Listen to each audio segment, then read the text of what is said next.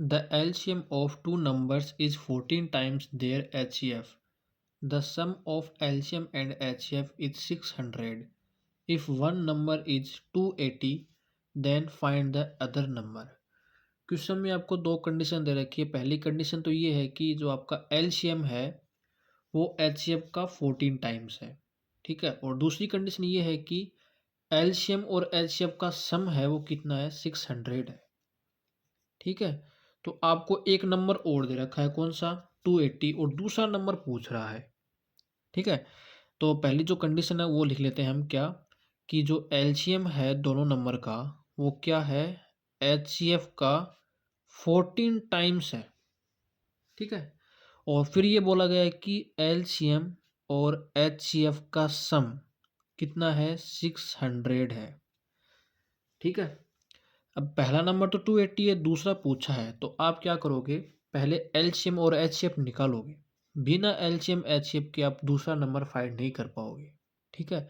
अब एलसीएम और एचसीएफ निकालना कैसे है वो देखो। सेकंड कंडीशन में क्या था, एलसीएम और एचसीएफ का सम दे रखा है 600। तो आप यहाँ पे एलसीएम की जगह कुछ पुट कर सकते हो, क्या, एलसीएम इक्वल कितना है, 14 इंटू एचसीएफ। तो ये 14 इंटू एचसीएफ आप एलसीएम की जगह पुट कर दो, तो यहाँ पे आ जाएगा 14 मल्टीप्लाई HCF और प्लस में है HCF इक्वल कितना आएगा, 600। तो 14 HCF हो जाएगा ये, और ये HCF है, तो ये कितना हो जाएगा, 15 HCF इक्वल में कितना आएगा, 600 आ जाएगा। यहाँ से मैं HCF इक्वल लिखना चाहूँ तो इक्वल में आएगा 600, और ये 15 मल्टीप्लाई में था, आ जाएगा डिवाइड में। और यहाँ से HCF इक्वल कितना आ जाएगा, 600 को 15 से डिवाइड किया तो ये आएगा 40। तो आपके पास HCF आ चुका है, ठीक है। ऐसे ही आपको LCM निकालना है। तो ये HCF की जो वैल्यू है आप किस में पुट करोगे, HCF की वैल्यू पुट कर दोगे आप पहली कंडीशन के अंदर। तो यहाँ से LCM इक्वल कितना आएगा, 14 मल्टीप्लाई 40, और LCM इक्वल यहाँ से बन जाएगा 14 मल्टीप्लाई 40 आएगा 560। ये लो आपके पास LCM में आ गया, ठीक है।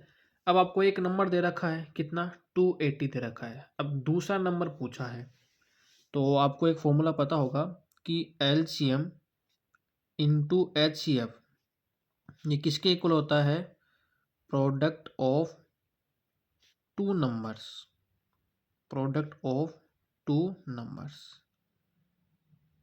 ठीक है।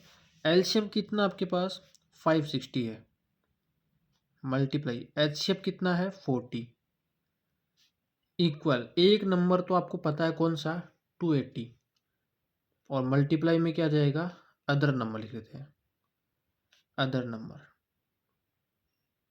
ठीक है। 560 इंटू 40, हमें तो अदर नंबर फाइंड करना है। ये 280 मल्टीप्लाई में है, इसका ट्रांसफर करेंगे तो ये 560 मल्टीप्लाई 40 के अपॉन में आ जाएगा 280, और इक्वल में क्या आएगा, अदर नंबर, ठीक है। एक जीरो से एक जीरो कट हो जाएगा। 56 को 28 से अपन डिवाइड करते हैं तो कितना आएगा, 2, और यहाँ पे बचा 2 मल्टीप्लाई 40, 2 मल्टीप्लाई 40 कितना बन जाएगा, 80। तो इसका मतलब हमारे पास जो दूसरा नंबर है वो क्या आ चुका है, 80 आ चुका है, ठीक है।